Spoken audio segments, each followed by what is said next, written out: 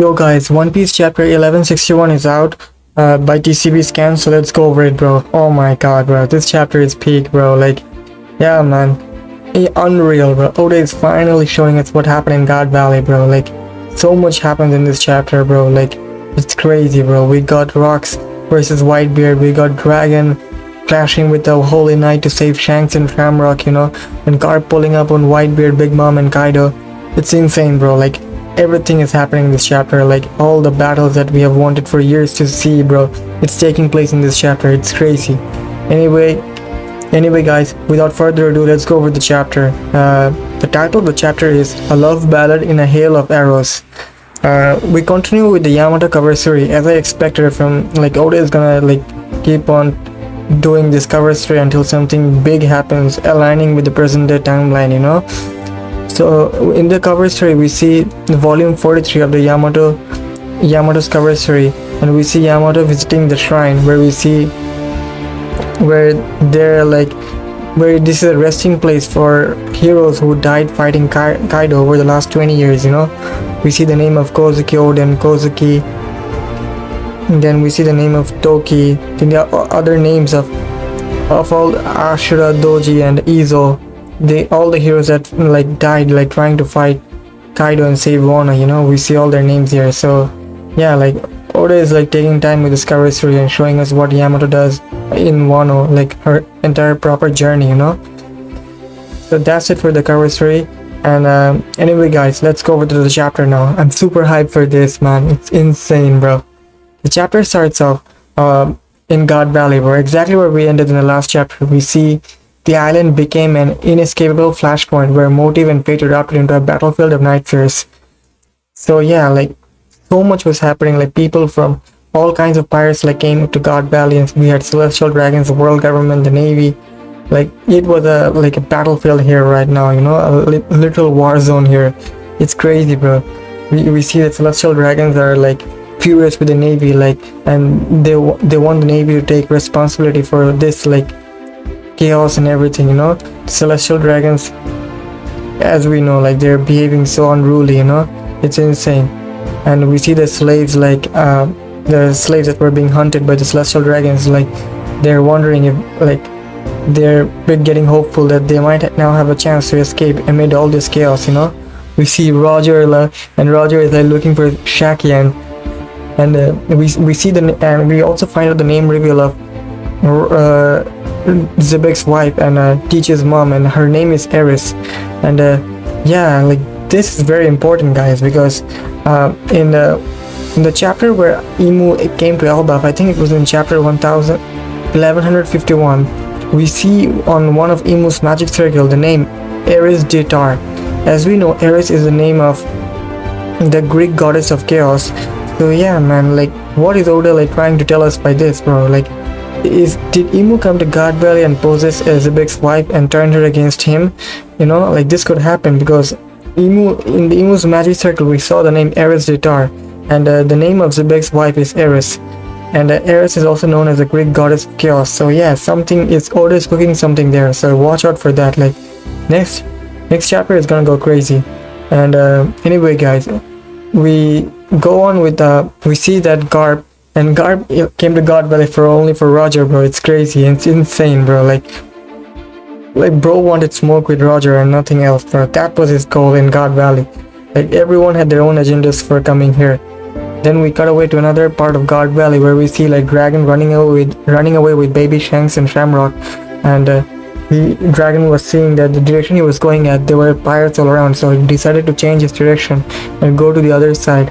And we see that the Holy Knight with the sharp fangs in the last chapter, who we presumed to be Cullingham's mom, you know, that she looked like a fishman, and the two-toned hair, like she like was behind Dragon, and she was like chasing him, you know, like she was hunting them. She was trying to catch Dragon and take the Shanks and Shamrock because Garling, like because those are Garling's kids, you know, like that's why like she was chasing after Dragon. And then like we later find out her name, and then she like shoots a laser beam from her mouth. Like it looks insane, bro. Like did she have like Kizaru's devil fruit, like light fruit, like before like Kizaru. Maybe she was a previous user of Kizaru's fruit, you know. So yeah, she shoots a laser beam from her mouth and it pierces Dragon's shoulder, and Dragon falls down, dropping baby Shanks and baby Shamrock.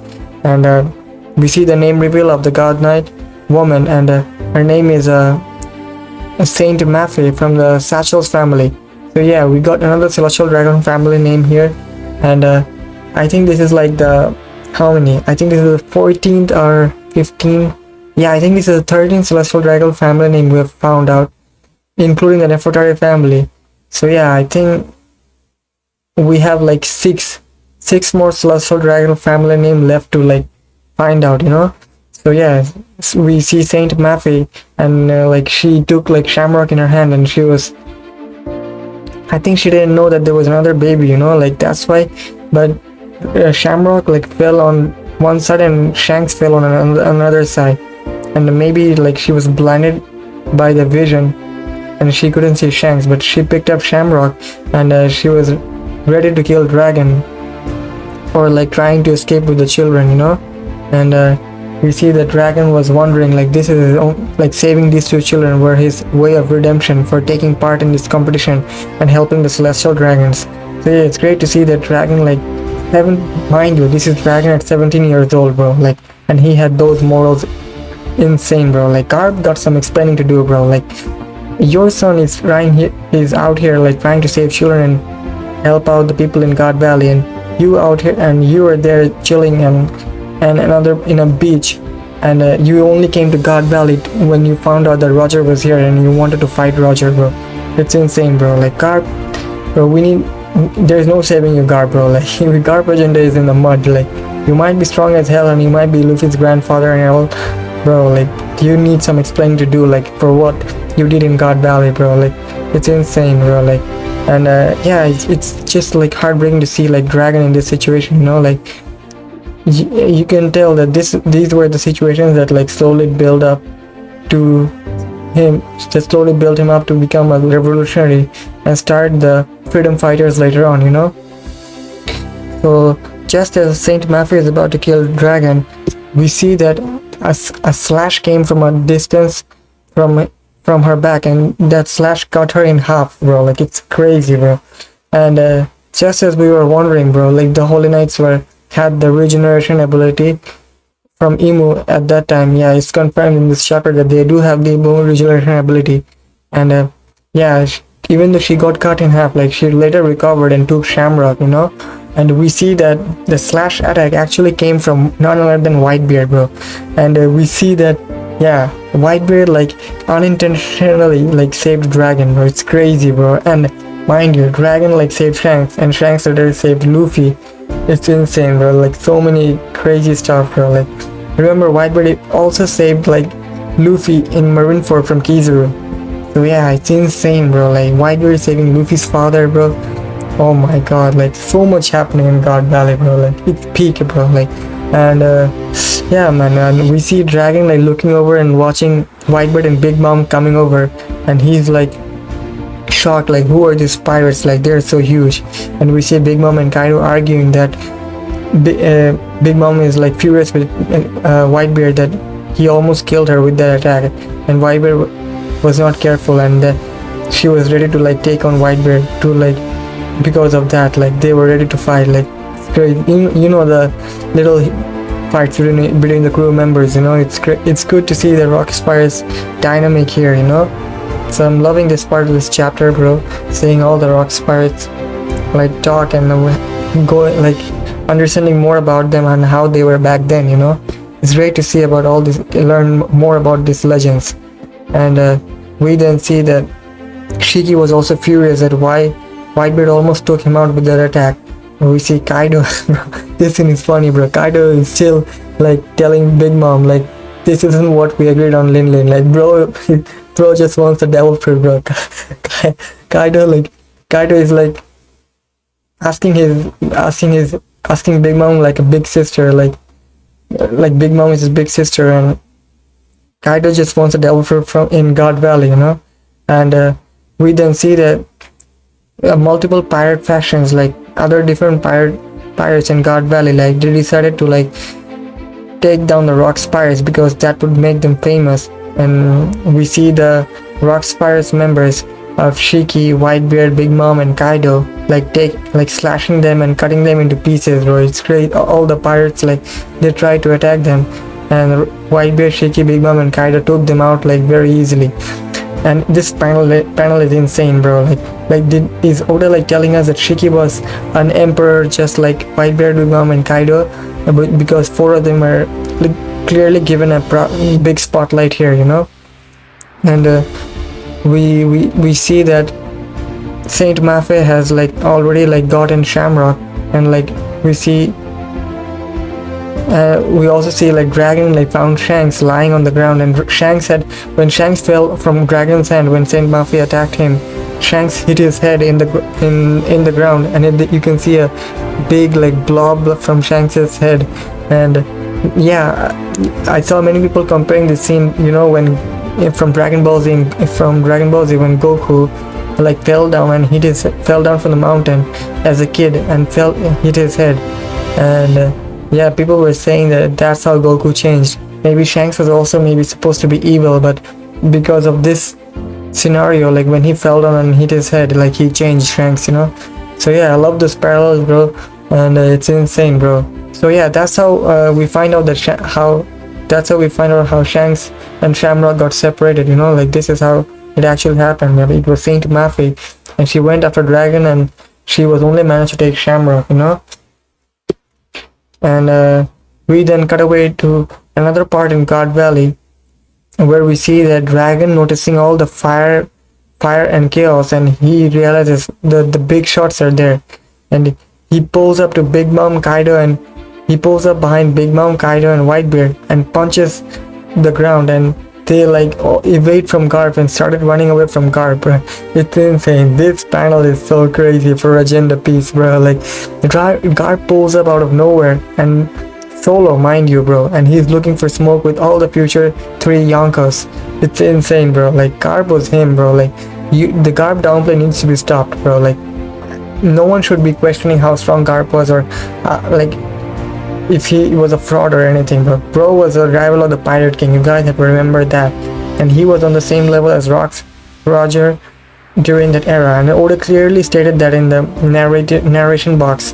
I think it was in chapter 1157 or 58 when we saw the Roger Pirates and Kojo Pirates fighting, you know. So yeah, you guys need to stop the Garp downplay.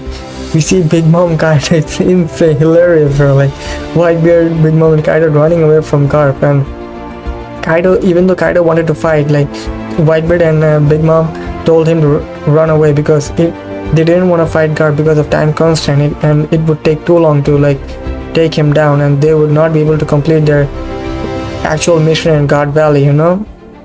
And bro, like I don't know, man. Garp would have like packed Kaido easily, I think, bro. Like it was wise Kaido didn't go after him, bro. Like it was more like we ain't gonna fight it back at all. Like Kaido was asking more, like Kaido wanted to jump Garp, bro. Like Kaido had if Kaido really wanted to fight like Garp 1v1, he would have gone, bro. Like no one could have stopped him, bro. Like but he knew that taking on Garp was impossible for him, and Garp would like foderize him, bro. Like it's insane, bro. Like Garp is a real hockey man, bro. And we then see like Big Mom turning around and using Zeus and Prometheus to use a Heavenly Friar Blitz. And we also see like Dragon in this panel, and Dragon notices Garp, and yeah, man, this like clearly ends the debate if Dragon is Garp's son or not. Like because Dragon clearly notices Garp, and he was wondering, Dad?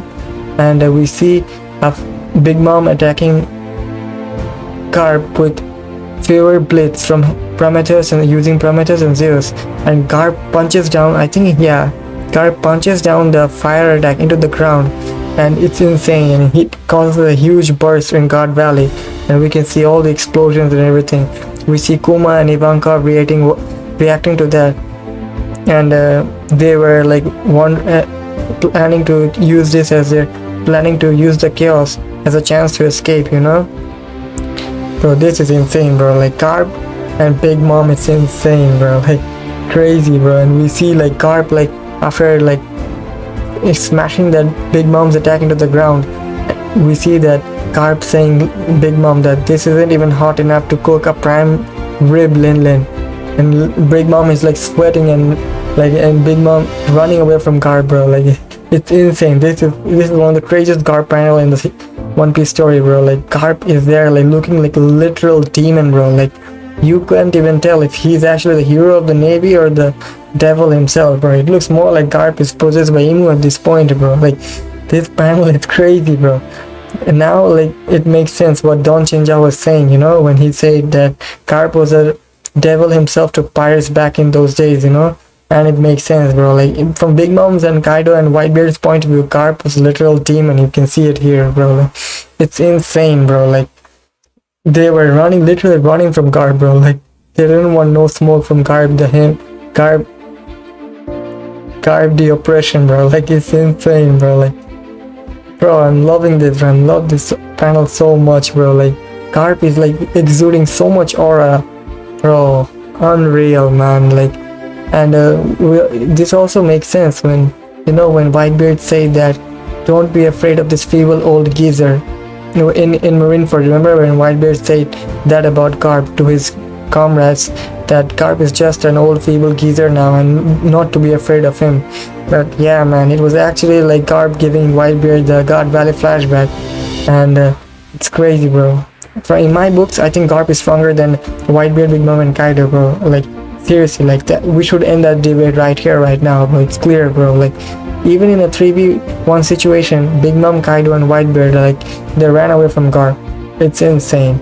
Anyway, guys, let's continue with the chapter. We then see that we again like cut away to a scene where we see Dragon and Saint Mafe. Saint Mafe has Shamrock in her hand, and she was like she was talking to Denden Mushi, and she was saying, hey, the kidnapper is probably dead and I've secured the baby. That's good enough, right? And we see there was a celestial dragon like who was like in charge of taking care of Shanks and Shamrock, and we see the celestial dragon talking on the telephone to Saint Mafe, and he says, I'm forever in your debt. Now please get back here before Garling finds out. So yeah, Garling was actually like really keen on like taking Shanks and Shamrock to the Holy Land.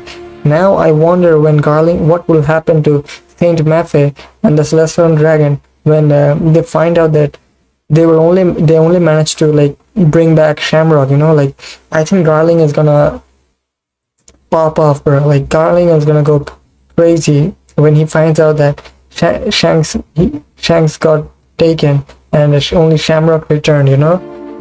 So I can't wait to see what Garling does, bro. Like Garling, like even though he's the most worst of all, but he was still keen on like taking his children back to the Holy Land, you know. And we see Dragon like talking to himself and saying, I'm sorry, I may not be able to help your brother, but I swear to at least save you. So yeah, Dragon was the one who saved Shanks, bro. It's insane, bro. Like 17-year-old Monkey D. Dragon, like he amidst all these heavy hitters and big shots in God Valley, like he was trying to save Shanks from all this chaos and all this like brutality, you know. Mad respect for Dragon, bro. Like now I wonder what will happen to Dragon next, bro. Like I think maybe Dragon like will stumble upon one of the devil fruit prizes in God Valley, and he will take the devil fruit, eat the devil fruit here, and then put Shanks in the empty treasure of the devil fruit and treasure chest of the devil fruit, and that's how the Roger Pirates will find Shanks, you know. Like I think that's how it will go on from here, and I'm really curious to see what happens with this Dragon and Shanks plotline, bro. Like how does like Dragon like give Shanks to the Roger Pirates, and like how did Shanks end up with the Roger Pirates, you know. I want to find out. And we then see the lady from the Manmare family, and she was like shooting like the civilians. She was still shooting civilians, bro. Like this is crazy, bro. This Celestial Dragons, bro, some of them, they have no redemption, bro. Like literally, like I don't care how many backstories or flashbacks you give them, they don't have any redemption like arc for me. Like, and she says that you all really thought you could get away in the chaos. Pirate or townsfolk, none of you will escape on my watch. Man, this Manmare lady is insane, bro. Like like she was just killing the civilians, bro. Like she didn't mind whatever happened. Like she was gonna do what she wanted, bro. Like it's crazy, bro. These celestial dragons, like how they're wired, bro. I wonder, man. They're literally brainwashed, bro. And we then cut away to the God Valley, where we see like full overview of what's happening, and we see that the rock spires and the Roger Pirates, they were all, the rock spires were coming from the southeast side of God Valley, and the Roger Pirates were coming in from the northeast side. And we see the celestial dragons were on one side of God Valley, and the rock spires and Roger Pirates were all converging in the middle of God Valley, you know.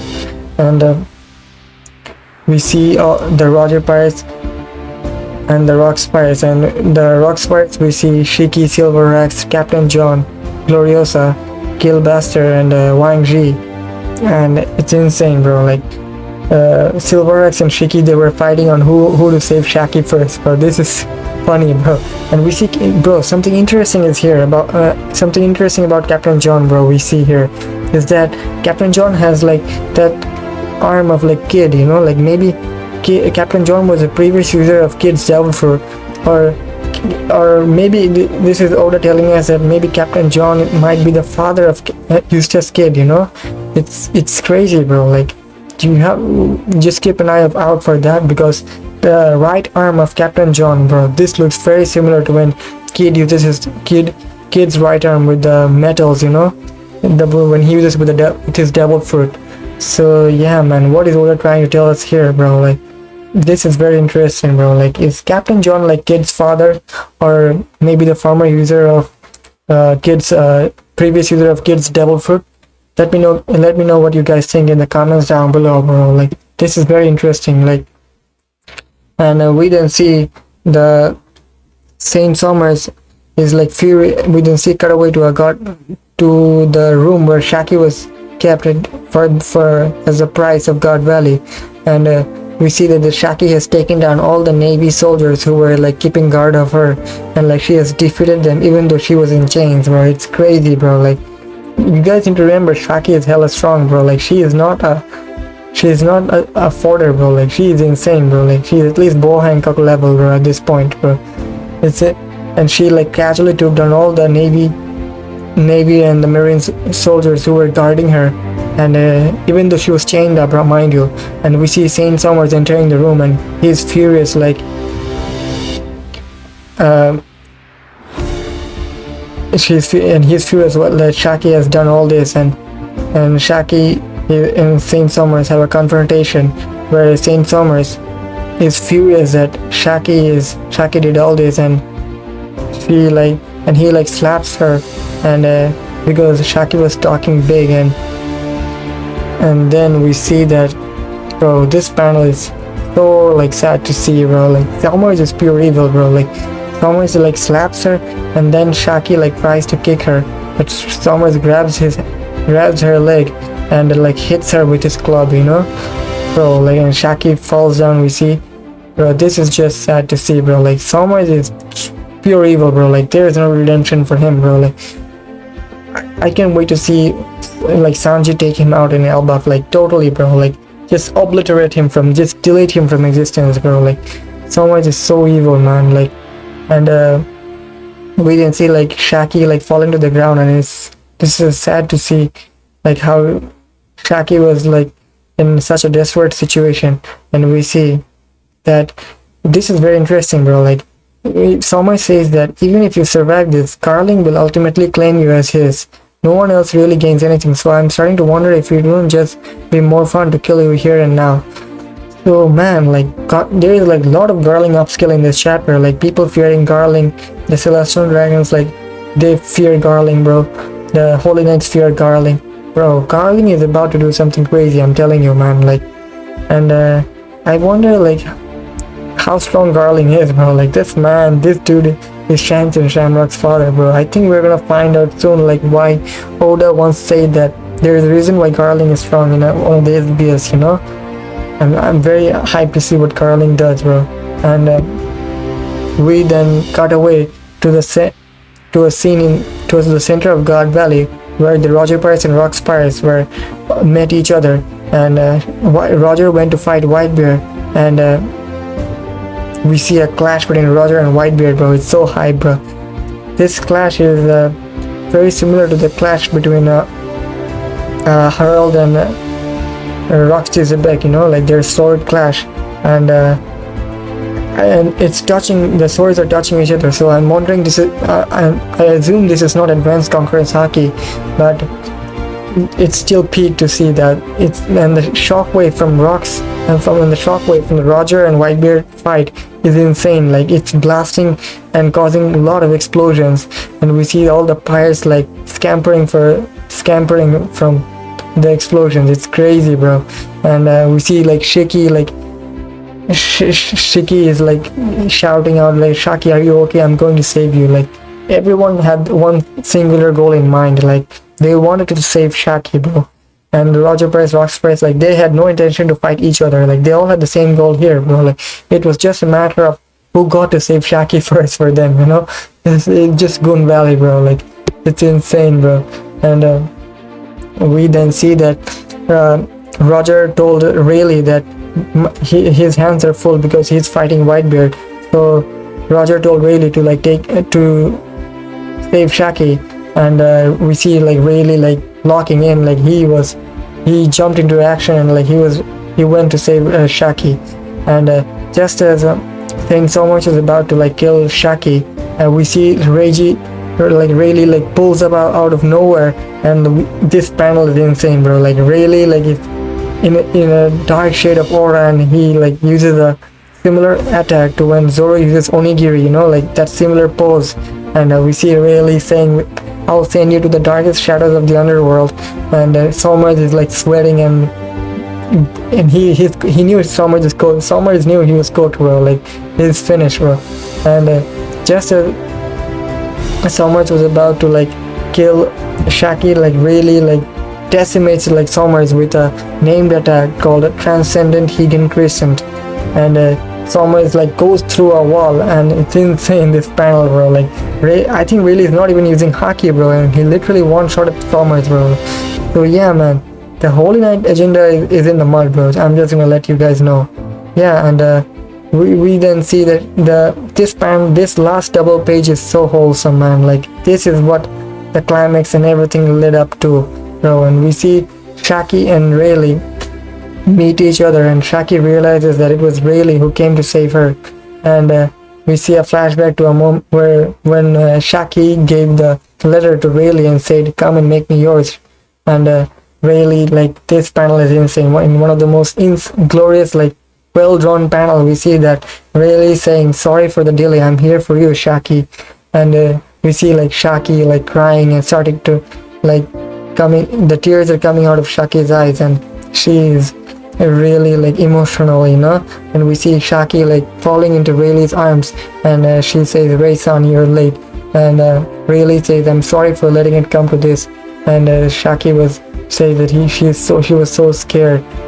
And this panel is so funny, bro. Like Roger and Gabon are happy for like watching all this unfold. They were all watching from the outside and what was happening in that room, and Roger and Gabon were crying tears of joy, and they were also jealous that Shakky, like Rayleigh got Shakky, you know. Like, even though they were happy for Rayleigh, they were also jealous that Rayleigh was the one who got Shakky, and they were saying that save it for later, you dog.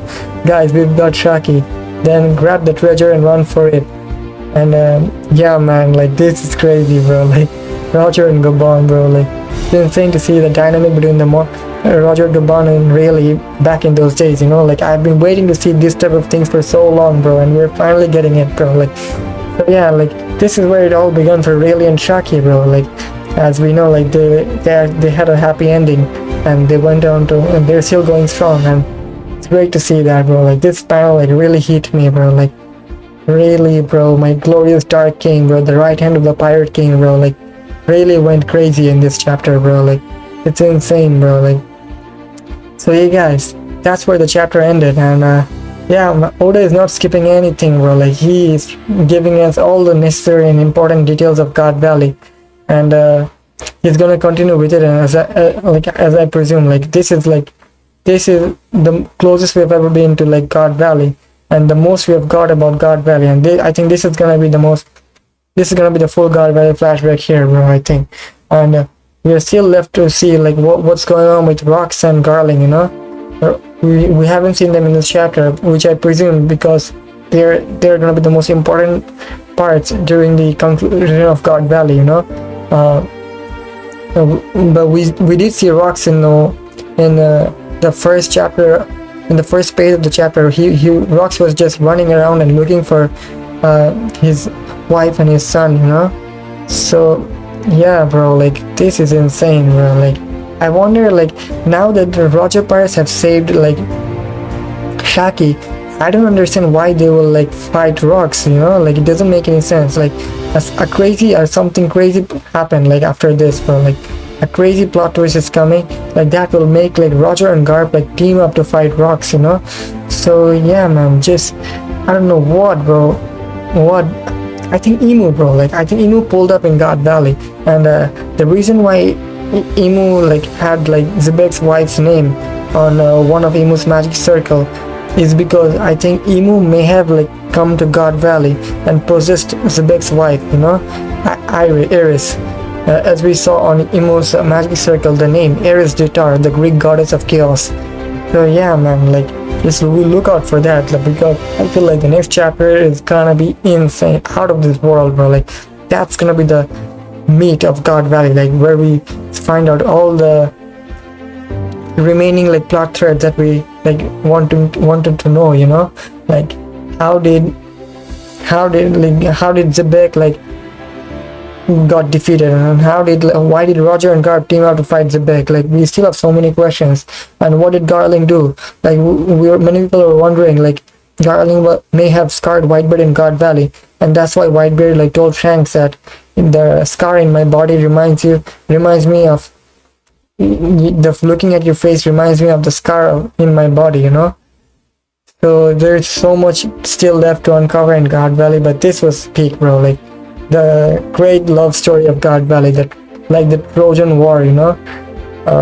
I loved every bit of this chapter, bro. It's peak, bro. Like I can't wait for the next chapter, and thankfully there is no break next week, and we don't have to wait much. And yeah, guys, I'll see you guys in the next video, and thank you for watching the videos. Peace out.